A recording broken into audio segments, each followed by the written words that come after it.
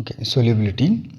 Solubility of a substance is its maximum amount that can be dissolved in a specified amount of solvent at a specific temperature. It depends upon the nature of solute and solvent as well as temperature, pressure. நமக்கு தெரியும் what is solubility how much of solute is dissolved in a specific amount of solvent. அதுதான் நம்ம வந்து சொல்யூஷன்னு சொல்லுவோம், solubilityன்னு சொல்லுவோம். ஒரு சால்வெண்ட்டில் ஒரு level of சால்வெண்ட்டில் எவ்வளோ மேக்ஸிமம் நம்பர் ஆஃப் சொல்யூட்டை நம்ம டிசால்வ் பண்ண முடியுமோ அதாவது உள்ள solubilityன்னு சொல்லுவோம். ஒரு பர்டிகுலர் டெம்பரேச்சர் இருக்கணும் அதுக்கு. அதே மாதிரி அந்த solubilityங்கிறது யாரை பேஸ் பண்ணியிருக்குன்னா என்ன சொல்யூட் எடுத்துக்கிறோம், என்ன சால்வெண்ட் எடுத்துக்கிறோம், அது மாதிரி என்ன டெம்பரேச்சர் இருக்குது, என்ன ப்ரெஷர் இருக்குது, இது எல்லாத்தையுமே பேஸ் பண்ணி தான் இருக்குது. அப்படியே எல்லாமே எல்லாத்துலேயும் ஈக்குவலாக கரைஞ்சிரும்னு கிடையாது. இல்லை, கொஞ்சோண்டு 100 ml ஆஃப் வாட்டர் எடுத்துகிட்டு 36 கிராம் தான் கரைக்க முடியும் சால்ட்டை, NaCl சால்ட்டை. In case of glucose, in case of sugar, அது எல்லாமே இது 36 தான் கரையணுங்கிற அவசியம் இல்லை. ஏன்னா சொல்யூட் வேறு, ஒன்றுக்கும் ஃபஸ்ட் எடுத்துகிறது சோடியம் குளோரைடு, அடுத்தது குளுக்கோஸ் எடுத்துக்கிறோம், அடுத்தது சுகர் எடுத்துக்கிறோம். ஸோ எல்லாமே வேறு வேறு சொல்யூட். ஸோ சொல்யூட்டை பொறுத்து டிசால்விங் பவர் அப்படிங்கிறதும் மாறும். ஸோ solubility அப்படிங்கிறதும் மாறும். இந்த case of temperature and pressure, இதுவும் கூட ஒரு ஃபேக்டர் தான் அவங்கள டிசால்வ் பண்ண வைக்கிறது, solubility பண்ண வைக்கிறது. ஸோ இதை பற்றி தான் நம்ம பார்க்க போகிறோம் இப்போது.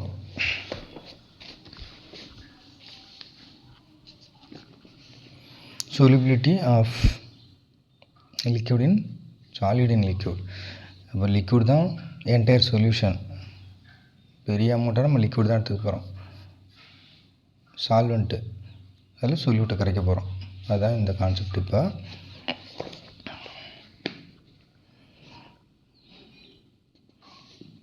every solid does not dissolve in giving liquid, while sodium chloride and sugar dissolved readily in water, naphthalene and anthracene not.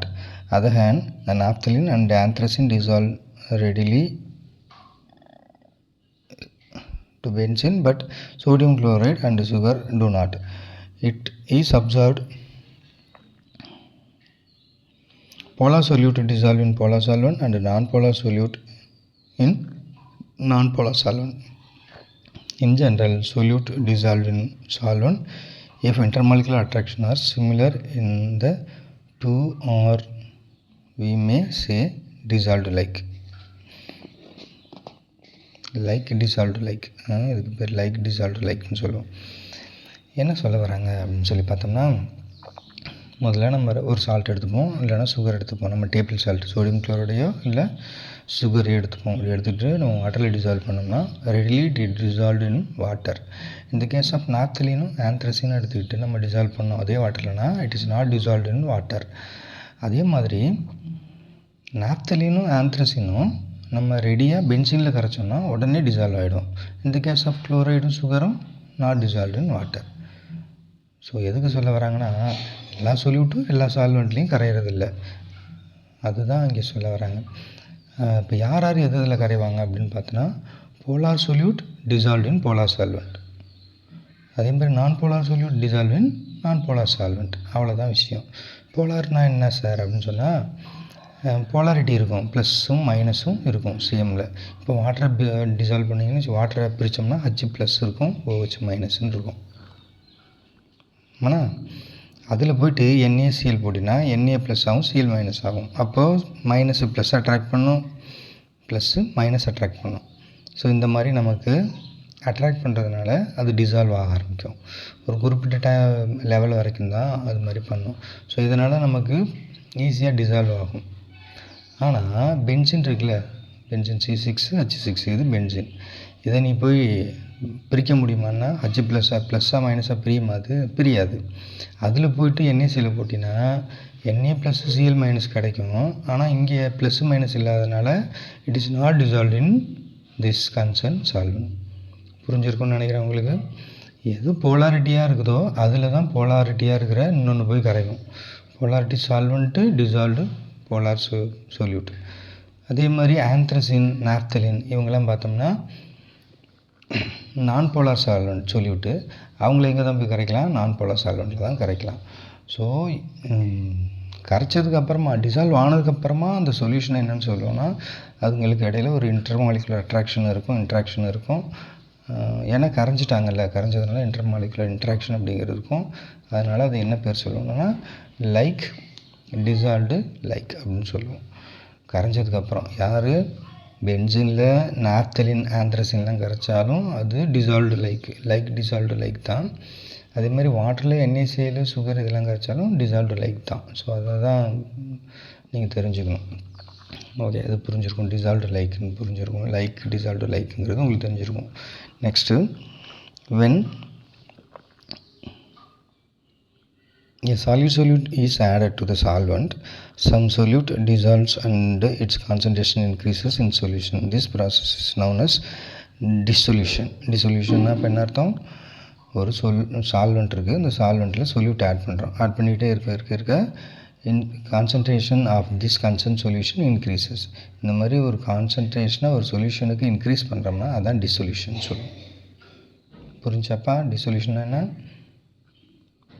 ஒரு சால்வெண்ட்டில் சொல்யூட் ஆட் பண்ணி அந்த சொல்யூஷனோட கான்சன்ட்ரேஷனை இன்க்ரீஸ் பண்ணோம்னா அதான் டிசொல்யூஷன் பேர்.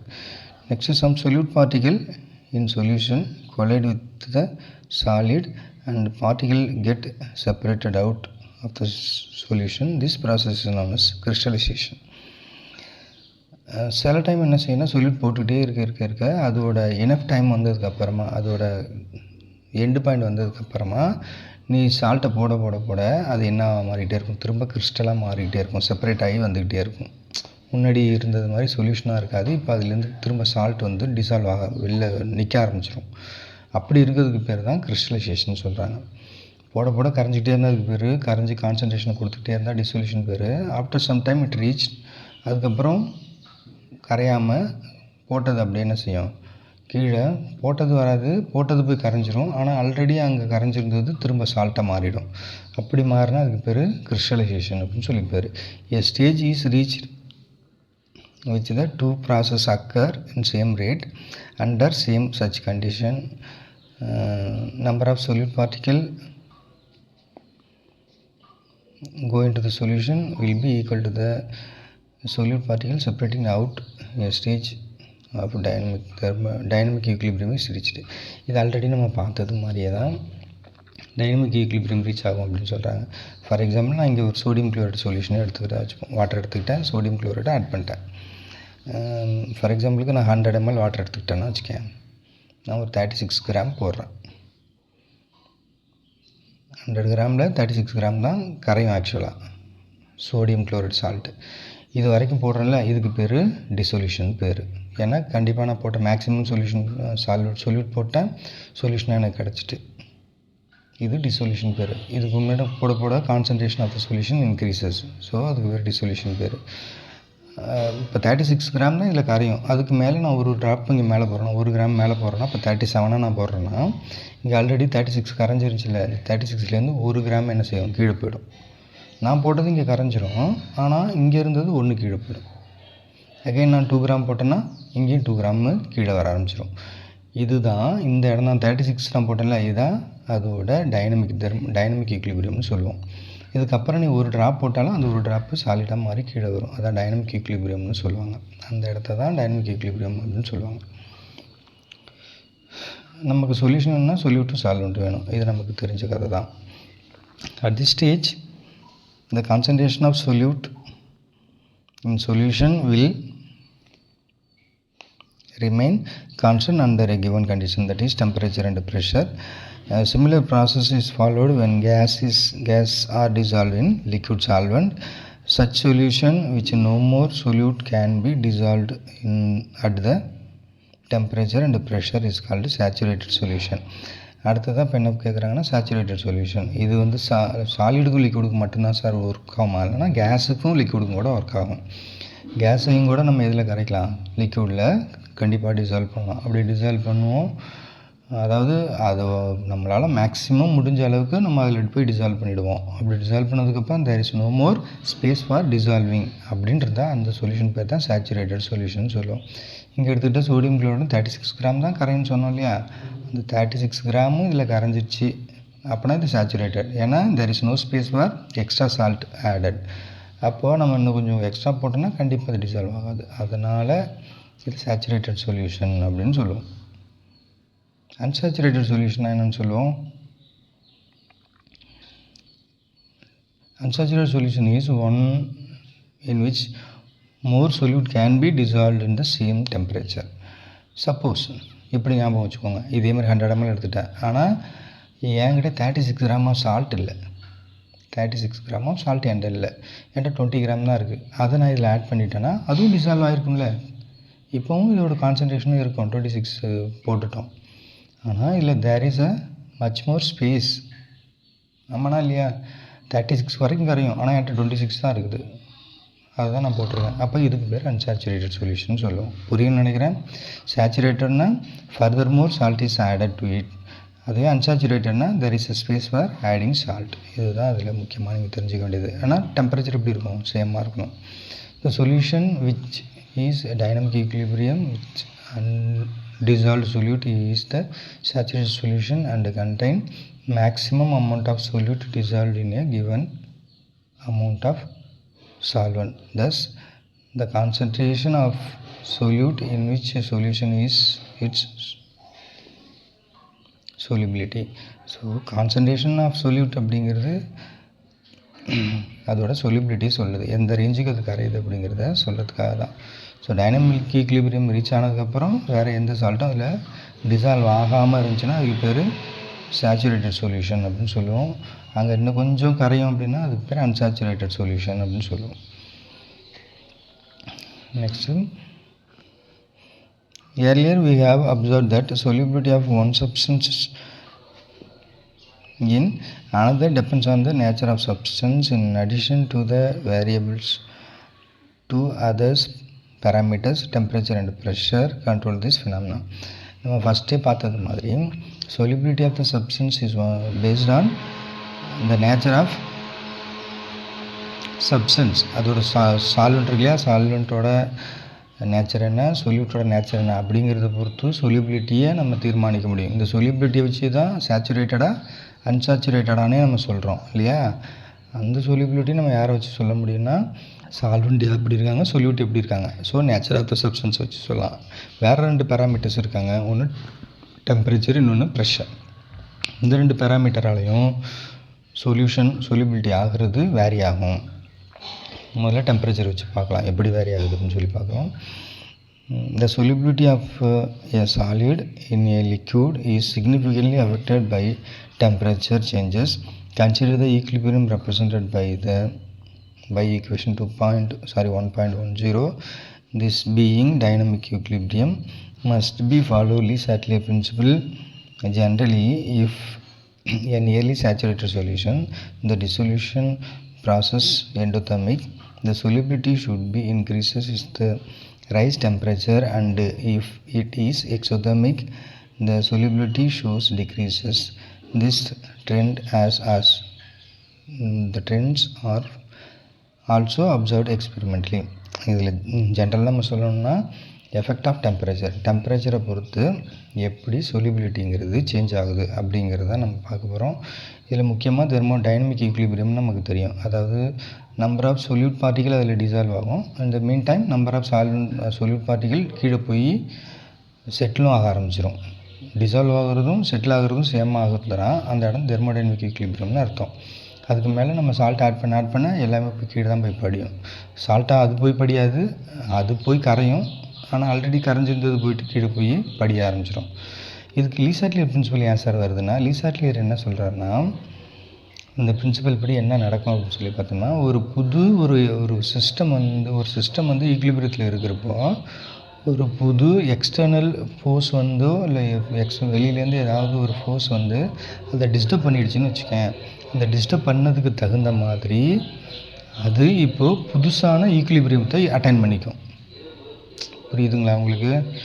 முன்னாடி 36 கிராம் தான் கரைஞ்சிருக்கும். இந்த டயக்ராம் படி பார்த்தோம் 36 கிராம் தான் கரைஞ்சிருக்கும். இது சேச்சுரேட்டட் சொல்யூஷன் சொல்லுவோம். இப்போ எக்ஸ்டர்னலாக ஏதோ ஒரு சிஸ்டம் வந்து இதை வந்து டிஸ்டர்ப் பண்ணுதுன்னு வச்சுக்கலாம்.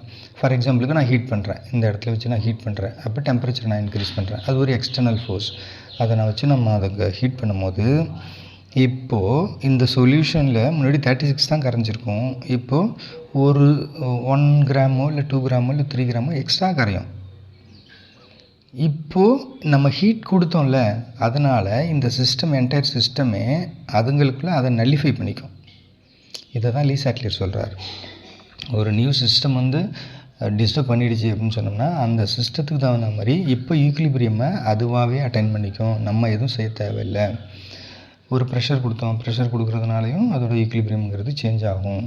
யாரால்? லீ சாட்லியர் பிரின்சிபல் அதுதான் சொல்லுது.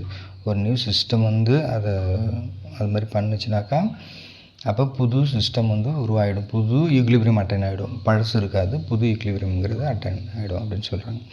ஓகே, இது ஒன்று சொல்கிறாங்க. அதுக்கு அடுத்து தான்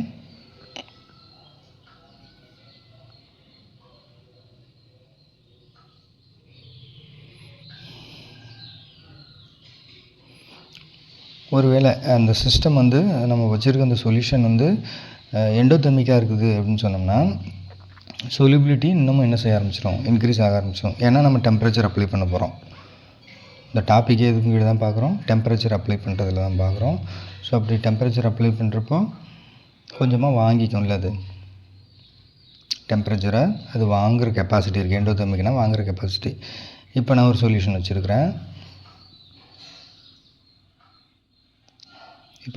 வச்சுக்கிறதா வச்சுப்போம். இந்த சொல்யூஷனோட கேரக்டர் என்னென்னா ஹீட்டை வாங்கும். ஹீட்டை வாங்குறப்ப தான் இதால் நல்லா சொலிபிள் ஆக முடியும். அப்படின்னா இப்போ நான் டெம்பரேச்சர் உள்ளே தள்ளினா கண்டிப்பாக இன்னும் சொலிபிலிட்டி அதிகமாக தானே ஆகும். ஸோ அப்போ டெம்பரேச்சர் அதிகமாக ஒரு சில பேருக்கு அது எண்டோதெர்மிக்காக இருந்ததுன்னா சொலிபிலிட்டி இன்க்ரீஸ் ஆகும். கரெக்டாக? சொலிபிலிட்டி இன்க்ரீஸ் ஆகாமல் இருக்காதா? ஆகும், கண்டிப்பாக ஆகும். இந்த மீன் டைம் அதுவே எக்ஸோதெர்மிக்காக இருக்குன்னா சொலிபிலிட்டி கண்டிப்பாக என்ன செய்யும்? டிக்ரீஸ் ஆகும்.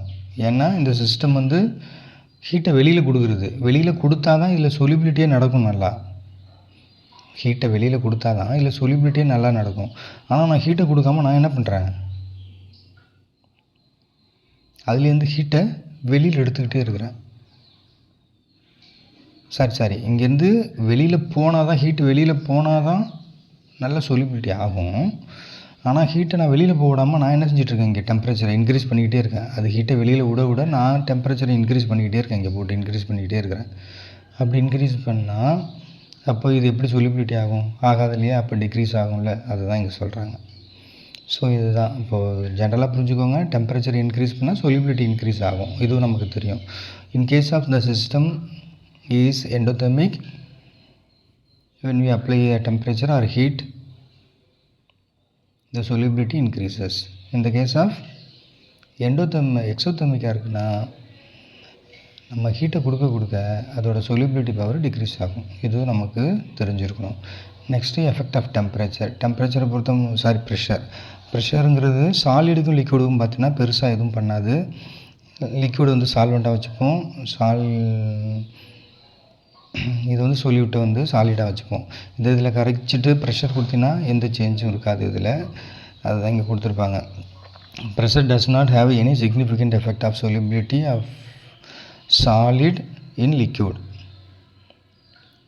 It is so because solid and liquid are highly incompressible and practically remains unaffected by change in pressure. அதனால் இது பெருசாக எதுவும் செஞ்சிடாது. ப்ரெஷருங்கிறது சாலிடையும் லிக்விடையும் எதுவும் செஞ்சிடாது, சேஞ்ச் பண்ணாது. ஆனால் டெம்பரேச்சர் கண்டிப்பாக சேஞ்ச் பண்ணும். Okay, thank you.